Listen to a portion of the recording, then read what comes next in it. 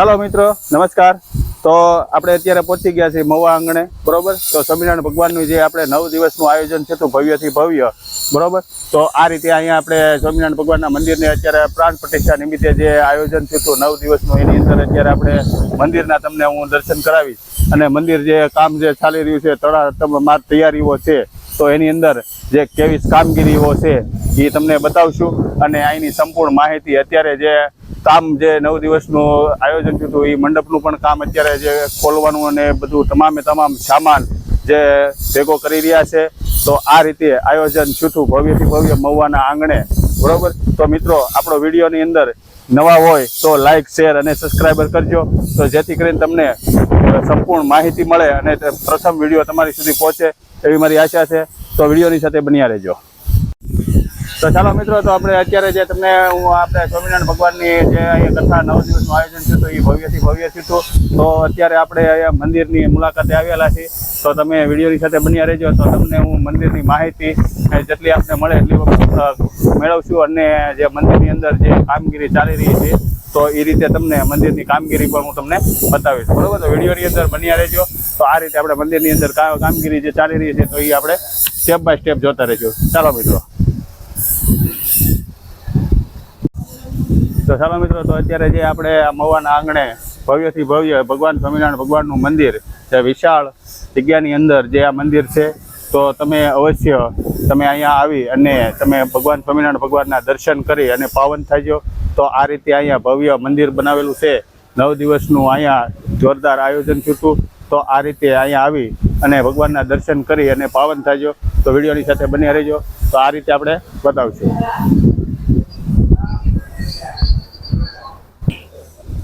તો ચાલો મિત્રો, તો આપણે અત્યારે ગણપતિ દાદાનું પણ બહુ મસ્ત આ રીતે અહીંયા મૂર્તિની સ્થાપના કરેલી છે। તો આ રીતે અહીંયા ગણપતિ દાદાની સ્થાપના છે, તો તમે જોતા રહેજો। ચાલો, તો આપણે સામે એકદમ એક્ઝેક્ટ જે ગણપતિ દાદાની સામે જ તે એકદમ હનુમાનજી મહારાજની પણ મૂર્તિની પ્રતિષ્ઠા કરેલી છે। તો વિડીયોની સાથે બન્યા રહેજો। આ રીતે જે તમે સાળંગપુર આવો અને હનુમાનજી મહારાજના દર્શન કરો, એવી જ રીતે તમને અહીંયા હનુમાનજી મહારાજના પણ તમને સાળંગપુર જાઓ અને અહીંયા આ રીતની મૂર્તિ પણ પધરાવેલી છે હનુમાનજી મહારાજની, તો તમને એના પણ દર્શન કરાવું।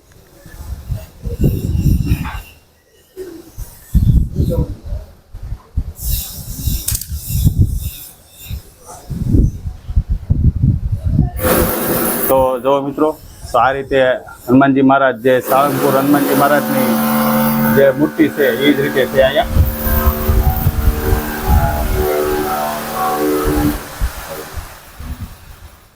તો ચાલો મિત્રો, આપણે હવે એટલે અંદરની તરફ જઈશું અને અંદર પણ આપણે આ રીતે મંદિર જોઈશું।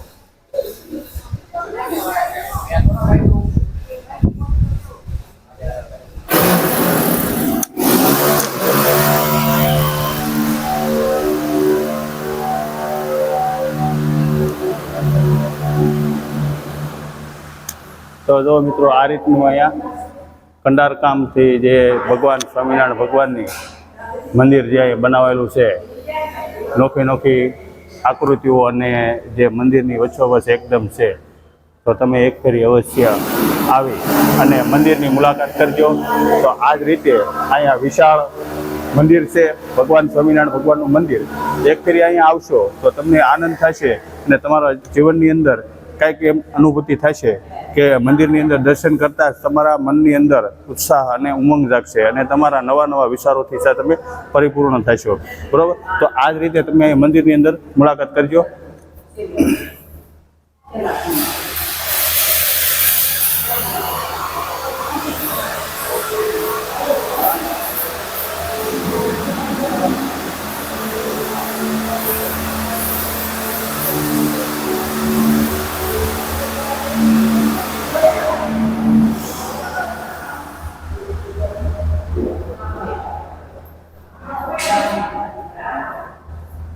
તો અત્યારે છે મિત્રો, તો અત્યારે જે સમય જે થઈ ગયો છે તો ભગવાનના અત્યારે દરવાજા બંધ છે, તો તમને આગલા વિડીયોની અંદર ભગવાનના દર્શન પણ કરાવશું એવી અમારી અપેક્ષા રહેશે। તો વિડીયોની સાથે બન્યા રહેજો। આગલા વિડીયોની અંદર તમને ભગવાનના દર્શન કરાવી અને પરિપૂર્ણ કરશું। ચાલો આપણે પ્રદક્ષિણા કરીશું મંદિરની।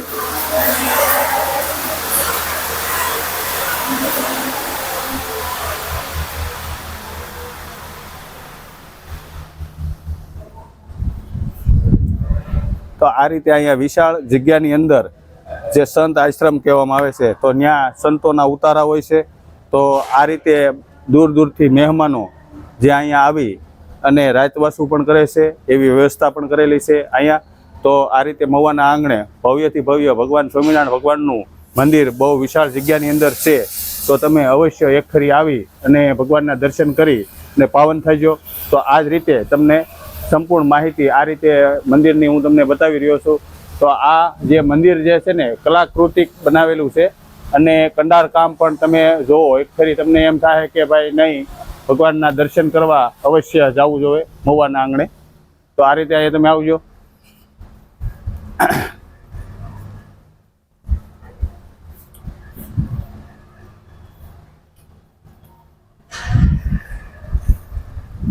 નોખી નોખી પ્રતિમાઓ આ રીતે અહીંયા પથ્થરની અંદર કોતરકામ કરી અને દર્શાવેલી છે. ભગવાન શિવ અને આ રીતે નોખા નોખા જે ફોટો ટાઈપ જે બનાવેલી છે એ આકૃતિઓ જે કારીગરો થકી જે અહીંયા કામ કરવામાં આવેલી છે. તો એ રીતે અહીંયા કામ પણ ચાલુ છે મંદિરનું ઓલરેડી. તો તમે અહીંયા આવી અને અવશ્ય એક ફરી તમે આ આકૃતિઓ જે બનાવવામાં આવેલી છે ને એનું તમે એક ફરી નિરીક્ષણ કરજો કે ભાઈ ઝીણી ઝીણી નકશીઓથી કામ જે કરે છે કારીગરો, એની પણ એક અનુભવ કરી અને તમે માણજો અને એક ફરી અવશ્ય આવજો.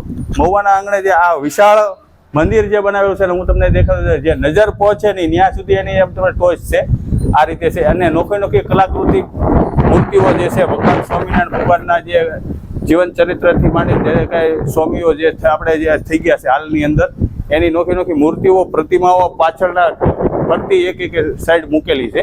આ રીતે પધરાવવામાં આવેલી છે.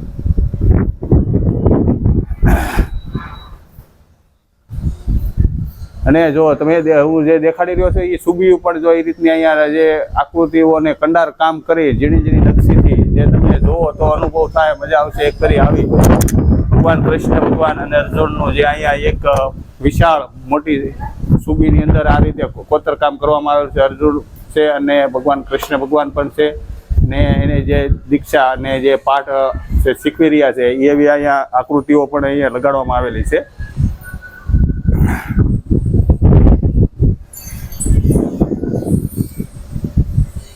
તમે જુઓ ઝીણી ઝીણી જે નકશીઓની કામગીરી અત્યારે તમે જુઓ. અવશ્ય તમે એક ફરી મવાના આંગણે આવો ને તો અહીંયા સ્વામિનારાયણ ભગવાનના મંદિરે આવવાનું ભૂલશો નહીં. ફરતી પ્રતિમાઓ પણ આ રીતની લગાડવામાં આવેલી છે.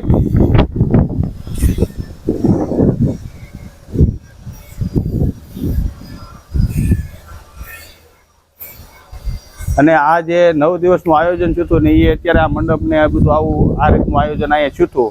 તો તમે આ વિશાળ જગ્યાની અંદર બહુ મોટી સંખ્યાની અંદર મહેમાનો દૂર દૂરથી આવ્યા હતા અને ભગવાનના દર્શન કરી અને 9 દિવસનું આયોજન થયું હતું. એની અંદર અતિ ભાવિક ભક્તોએ લાભ લીધો છે. અને 9 દિવસનું જે રસપાન થયું હતું કથાનું નિત્ય સ્વરૂપ સ્વામી દાસજીના મુખ્યથી, બરાબર. તો એને પણ આ રીતે અહીંયા આવી અને ભગવાનની કથાનું રસપાન કરાવી અને મહેમાનોને પરિપૂર્ણ કર્યા હતા અને ભગવાનના નામ અને આ રીતે સુનાવી અને સાંભળાવી અને એને પરિપૂર્ણ છે. તો મિત્રો, તો આપણા વિડીયોની અંદર તમે છેટ સુધી બન્યા રહ્યા એ બદલ આભાર. તો મારો વિડીયો તમને કેવો લાગ્યો એવું કોમેન્ટની અંદર તમે મને બતાવજો અને છેલ્લા સુધી વિડીયોની સાથે બન્યા રહ્યા એ બદલ આભાર, બરાબર. તો ચાલો મિત્રો, તો અહીંયા અત્યારે આપણે આ વિડીયોની અંદર અંત કરીએ છીએ. આગલા વિડીયોની અંદર તમને જેટલી માહિતી મળે આ મંદિર થકી અને મંદિરની અંદર ભગવાનના દર્શન કરાવી અને પરિપૂર્ણ થાય એવી મારી અપેક્ષા રહે છે. તો જય સ્વામિનારાયણ.